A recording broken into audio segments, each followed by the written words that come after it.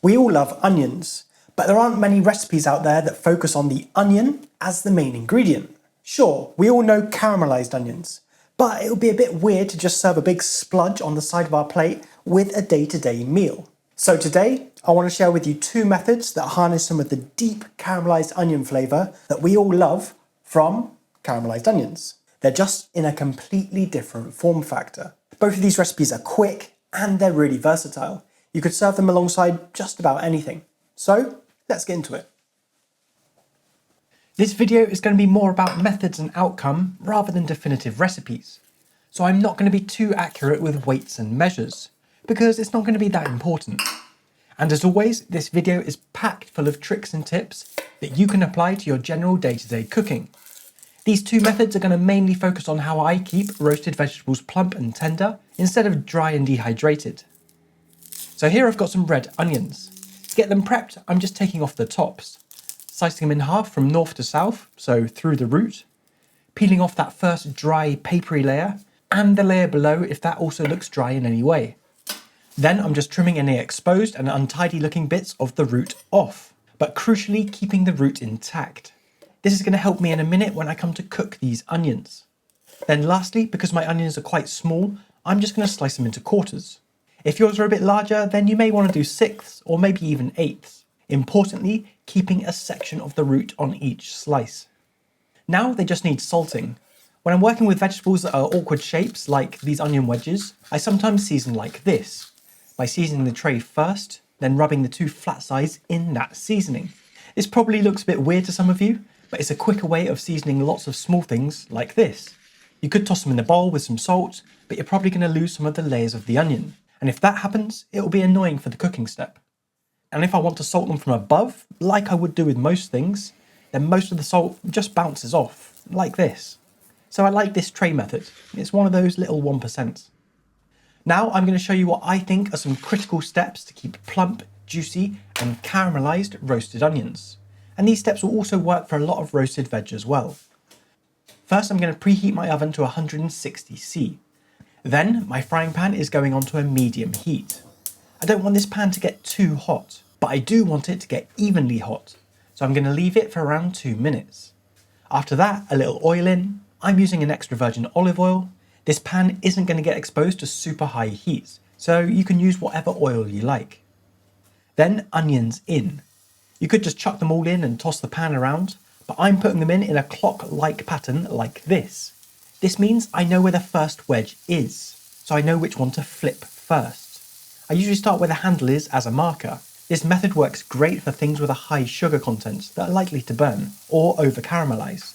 Once again, one of those little 1% that to me just makes a big difference. After a couple of minutes of gentle frying on that first flat side, I'm looking for something like this. Not major colour, but just a little bit of caramelization to get the cooking process started. Then I'm flipping them onto the other flat side. I'm going to let them continue to fry for another minute or so. This cooking method is more about getting some heat into the onions and into the pan. This will help to not get dry, shriveled onions after roasting, because they're going to be in the oven for less time. Now I'm reducing the heat of the pan down to low, then I'm going in with some balsamic vinegar. I'm not using much here. I'm just making sure I'm covering all of the onions. And notice how the pan isn't too hot. There isn't tons of steam coming off of the vinegar. It isn't just evaporating instantly. Now I'm giving the onions a swirl around in the vinegar, being gentle so they stay complete. And I'm going in with a little more vinegar because I want the onions sitting in a little pool on the base of the pan. This cooking process extracts the natural sweetness from the onions, which balances the acidic edge from the balsamic. Then into the oven that's set at 160°C for around 8 to 10 minutes. After 8 minutes in my oven, my onions are ready. They're nicely roasted without being dried out. And the balsamic vinegar has reduced and given a nice glaze to the onions. But there's one more step to make these onions a 10 out of 10. I'm going to flip them back onto the other cut side that's not been on the base of the frying pan, cover them with some foil or a lid, either one works well, and just leave them to sit and steam for at least 10 minutes. This will deglaze the pan a little and continue to soften the onions without turning them into mush or burning them. This evens out the cook, the flavours and the colour. 10 minutes later and my onions are ready. They're caramelized, naturally sweet, tangy from the balsamic vinegar. These are great. So this method is more on the sweet and sour end of the spectrum.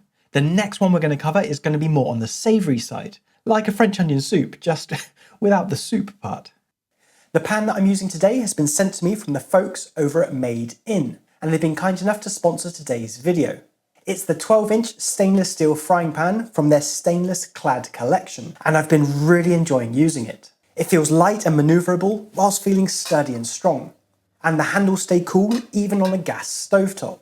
And importantly, they're ergonomically designed to stay balanced. So there's less chances of accidents. The premium 5-ply stainless steel is what sets it apart from other pans on the market. These 5 layers allow for fantastic heat retention, ease of heat control, and even heating, which you can see in action here.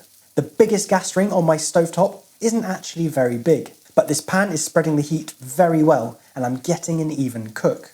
Made In's award-winning and chef-trusted stainless steel clad collection has no coatings and is non-reactive, so there's zero chance of leaching any metals or chemicals into your food. Made In designs professional quality products for the home cook, but these exact pans are used in over 2,000 top-rated restaurants and hotels across the US, so they're more than just your average day-to-day pan. Check out the stainless collection and Made In's other cookware by using my link in the description to save on your order. There's going to be some similarities in this method compared to the last method, but there's some key differences as well. So this time I'm using brown onions. I'm taking the top and the tail off, then I'm slicing it in half through the equator, rather than north to south. This is exposing all the layers of the onion, and this is going to help with the flavour of this dish.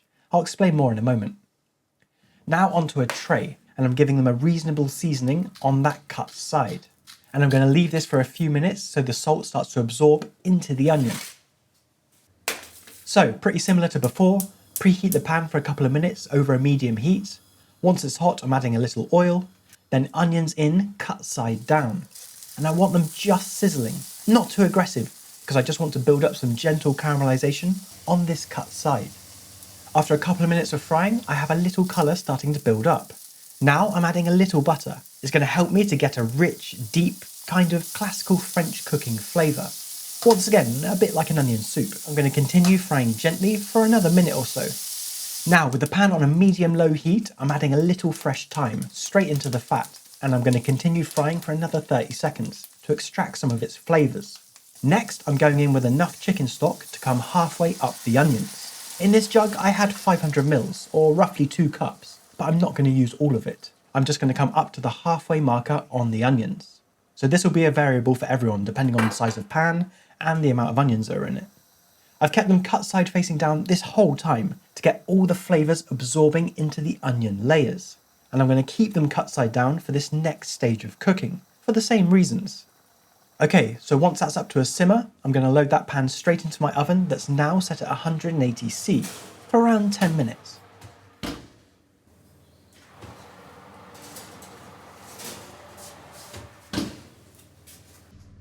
After 10 minutes at 180, these onions are looking great. The stock has reduced slightly and it's starting to look a little thicker. Now I'm flipping the onions to expose that cut side we've been building up all that caramelization on, and I'm loading this pan back into the oven for another 10 to 20 minutes. Once again, this is going to be a variable depending on how big your onions are. Mine are on the smaller side, so I'm guessing 10 to 15 minutes will be good for me. After 15 minutes of 180° roasting, I've got caramelized, savoury, beautiful looking onions. They have all the qualities of a French onion soup with a fraction of the work involved. You could serve these alongside so many home cooking style meals. They'll go great with a Sunday roast, sausage and mash, or just some grilled chicken. They're super versatile. And if you want to make them veggie friendly, then just exchange the chicken stock for a vegetable stock. These two methods today are very similar, but the outcome is totally different. One is glazed and slightly sweet, the other is rich and deeply savoury. If you like this video, then YouTube thinks you'll like this one as well, so go check it out next.